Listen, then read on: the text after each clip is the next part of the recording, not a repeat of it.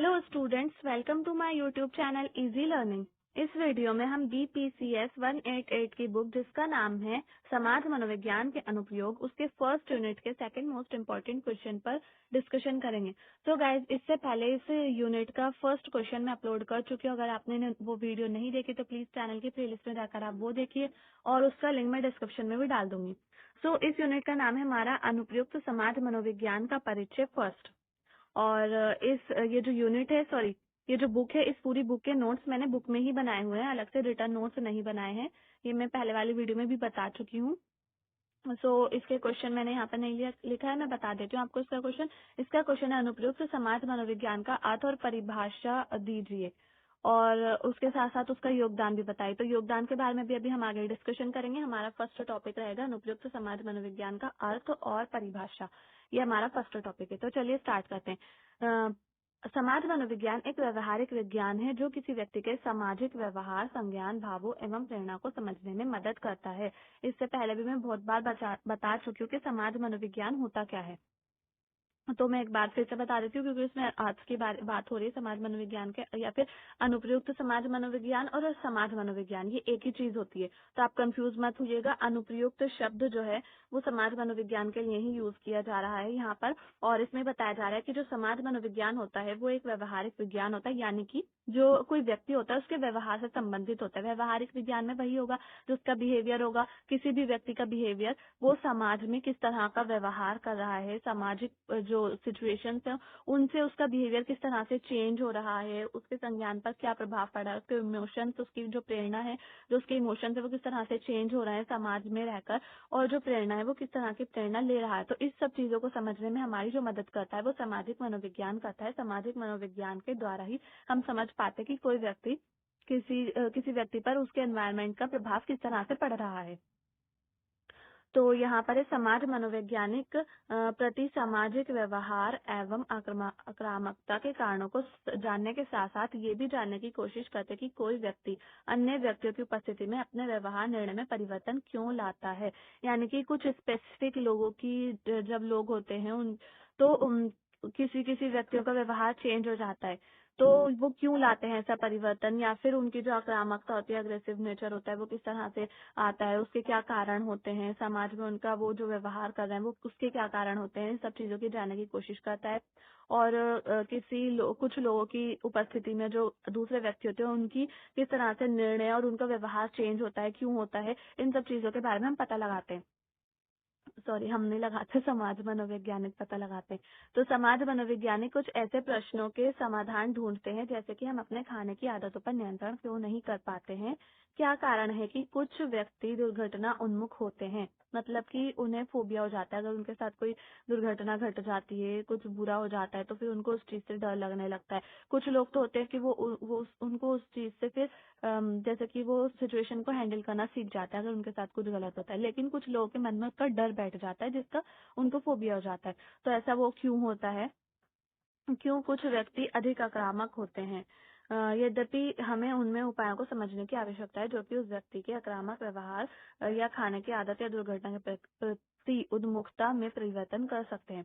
तो इन सब चीजों का इसलिए पता लगाया जाता है कि कोई व्यक्ति क्यों अग्रेसिव हो रहा है, क्यों उसको जो दुर्घटना के प्रति उसकी उन्मुखता है वो आती है, फिर ये उसके खाने की आदतें वगैरह इन सबके बारे में जानने की कोशिश की जाती है। ऐसा क्यों हो रहा है किसी व्यक्ति के साथ, ये सब पता लगाते हैं समाज मनोवैज्ञानिक। तो गाइज, आगे का मैं बताने से पहले, कंटिन्यू करने से पहले मैं आपसे कहना चाहती हूँ, अगर आपने मेरे चैनल को सब्सक्राइब नहीं किया तो प्लीज मेरे चैनल को सब्सक्राइब करें, वीडियो को लाइक करें, शेयर करें, और अगर आपको नोट्स चाहिए तो आप व्हाट्सएप पर कांटेक्ट कर सकते हैं मुझसे। तो चलिए स्टार्ट करते हैं। अब आगे है ये जो मैंने अभी आपको ऊपर बताया, फिर से बता देती हूँ, यहाँ से लेकर यहाँ तक ये आपका इम्पोर्टेंट है, और ये यहाँ से जो मैं अभी पढ़कर बताए थे आपको, यहाँ तक जो मैंने बताया ये आपके उदाहरण के लिए, समझाने के लिए, ताकि आपको समझ आ जाए। अब यहाँ से फिर से हमारा इम्पोर्टेंट जो मैंने मार्क करा हुआ है, हाईलाइट किया हुआ है, वो सब आपका इम्पोर्टेंट है। सो यही आपके नोट से जो मैंने हाईलाइट किया हुआ है।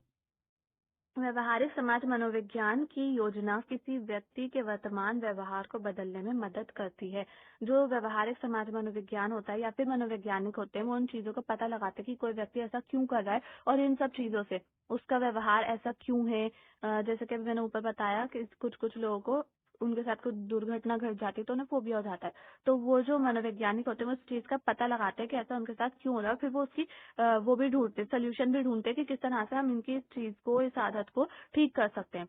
व्यवहारिक समाज मनोविज्ञान का मुख्य उद्देश्य व्यक्तियों के वर्तमान व्यवहार में परिवर्तन या वर्धन करने के उपायों को तलाश करना है। मतलब कि उनका सोल्यूशन ढूंढना कि किस तरह से वो चेंज कर सकते हैं उस चीज को। व्यवहारिक समाज मनोविज्ञान मूल शोध को व्यवहारिक कार्यक्षेत्र में उपयोग करता है। यानी कि जो व्यवहारिक समाज मनोवैज्ञानिक होते हैं या फिर मनोविज्ञान होता है, वो जो जो चीज पर शोध करते हैं, एक्सपेरिमेंट करते हैं, उसको वो व्यवहारिक कार्यक्षेत्र में, यानी कि जो लोग होते हैं उन पर उसको एक्सपेरिमेंट करते हैं। वो जो जब वो एक्सपेरिमेंट करते हैं फिर लोगों के सामने वो लाते हैं, वो थ्योरी अपनी पेश करते हैं और फिर वो चाहते हैं कि वो बताते हैं कि उस चीज का हम किस तरह से सही कर सकते हैं।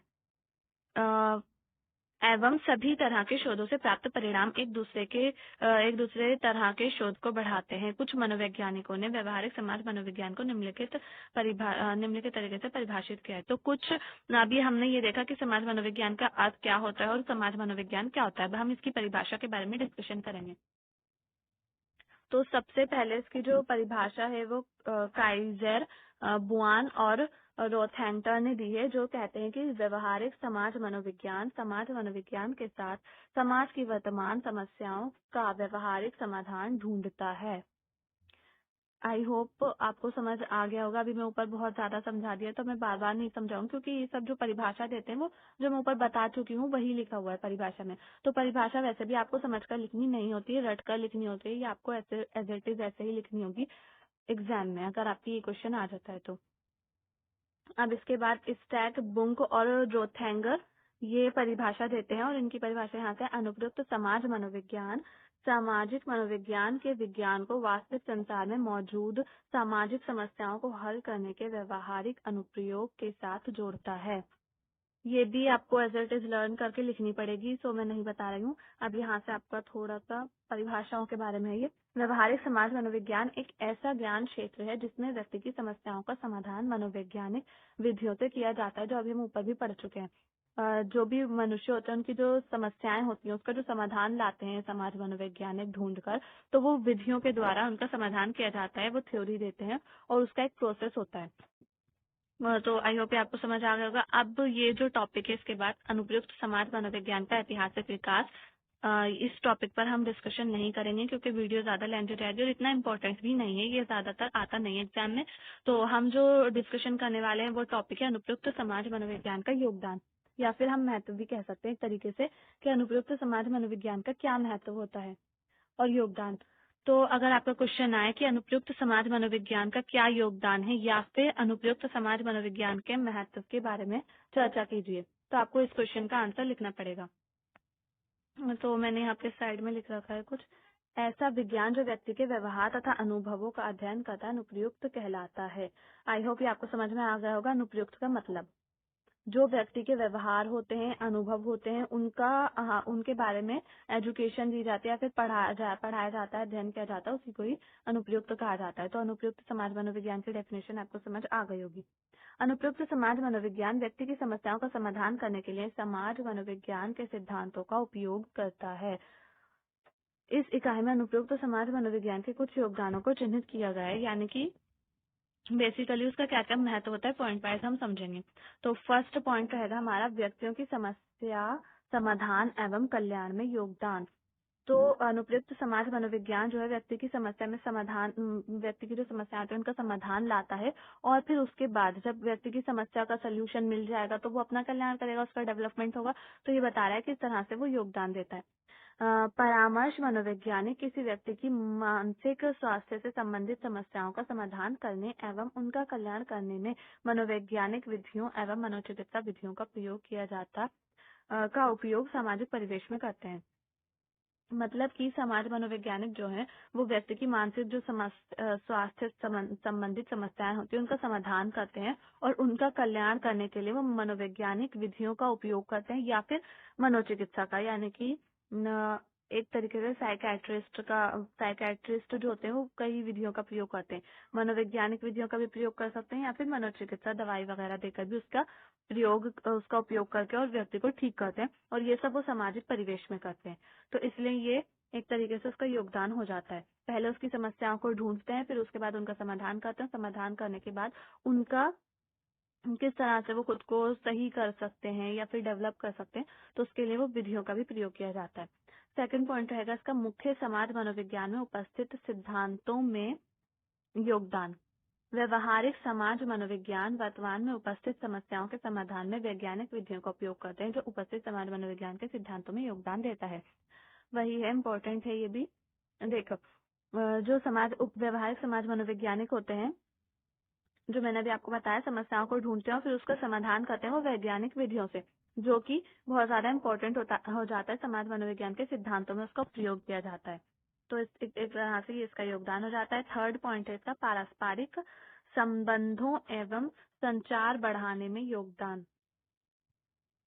तो व्यवहारिक समाज मनोविज्ञान जो होता है, उससे लोगों के जो आपसी संबंध होते हैं, रिलेशंस होते हैं, वो सुधरते हैं और साथ ही साथ वो कम्युनिकेशन स्किल्स जो होती हैं उनकी डेवलप्ड होती हैं। तो इसमें भी हमारी मदद करता है व्यवहारिक समाज मनोविज्ञान। व्यवहारिक समाज मनोविज्ञान सामाजिक संबंधों को बढ़ाने के तरीके एवं उपायों को सुझाता है, जिससे पारस्परिक संबंध एवं संचार में बढ़ावा मिलता है। मतलब जो व्यवहारिक समाज मनोविज्ञान होता है वो ऐसे तरीकों को, ऐसी विधियों को, ऐसे उपायों को बताता है जिससे हम दूसरों के साथ, ज्यादातर लोगों के साथ कम्युनिकेशन कर सके और अपने जो रिलेशन हैं उनको अच्छे से बना सके दूसरों के साथ। फोर्थ पॉइंट है ये इसका वास्तविक जीवन की समस्याओं के समाधान में योगदान। तो व्यवहारिक समाज मनोविज्ञान का क्षेत्र व्यक्ति के, एक मिनट, ये यहाँ से नहीं, व्यक्ति के मिलनसार व्यवहार को प्रभावित करता है। ये वास्तविक परिस्थितियों की व्याख्या करने में समायोजित व्यवहार करने के लिए किसी व्यक्ति की मनोवैज्ञानिक मानसिकता को प्रभावित करता है। व्यक्ति की जो भी वास्तविक परिस्थिति होती है उसमें वो किस तरह का व्यवहार कर रहा है, उसकी जो मानसिकता है उसको प्रभावित करता है समाज मनोविज्ञान। अगर कोई सही व्यक्ति, मतलब अगर कोई व्यक्ति मेंटली डिस्टर्ब नहीं होगा, उसको स्ट्रेस नहीं होगा, तो वो अच्छे से व्यवहार करेगा नॉर्मल जो परिस्थिति होगी, वास्तविक परिस्थिति होगी। और अगर कोई मेंटली डिस्टर्ब होगा तो वो उसका व्यवहार अलग होगा। तो ये चीज को देखता है समाज मनोविज्ञान, और अगर किसी का व्यवहार खराब होता है तो उसकी मानसिकता को प्रभावित करके उसको ठीक करता है। सामाजिक समस्याओं को कम करने में योगदान। व्यवहारिक समाज मनोविज्ञान कुछ सामाजिक समस्याओं जैसे कि पूर्वाग्रह, विभेद एवं सामाजिक कलंक आदि को कम करने के लिए समाज मनोविज्ञान के सिद्धांतों का उपयोग करता है। पूर्वाग्रह का मतलब होता है आगे के बारे में बताना, प्रेडिक्शन करना। तो इन सब चीजों का जो है वो उपयोग उस सब चीजों को कम करके, और जो समाज मनोविज्ञान के सिद्धांत होते हैं उनका उपयोग करवाता है। तो इसलिए ये आपका इम्पोर्टेंट हो जाता है क्वेश्चन कि समाज मनोविज्ञान के क्या क्या योगदान है या फिर समाज मनोविज्ञान के क्या महत्व है। आई होप गाइस आपको ये समझ आ गया होगा। और इस टॉपिक के बाद हमारा ये वाला टॉपिक बचेगा, मूल एवं अनुपयुक्त समाज मनोविज्ञान में भिन्नता। ये हमारा इस यूनिट का लास्ट टॉपिक रहेगा और यहाँ पर हम वीडियो का एंड करते हैं। ये टॉपिक हम नेक्स्ट वीडियो में लेंगे। तो गाइज, अगर आपको वीडियो पसंद आए तो प्लीज वीडियो को लाइक करें, शेयर करें, चैनल को सब्सक्राइब करना ना भूलें। थैंक्स।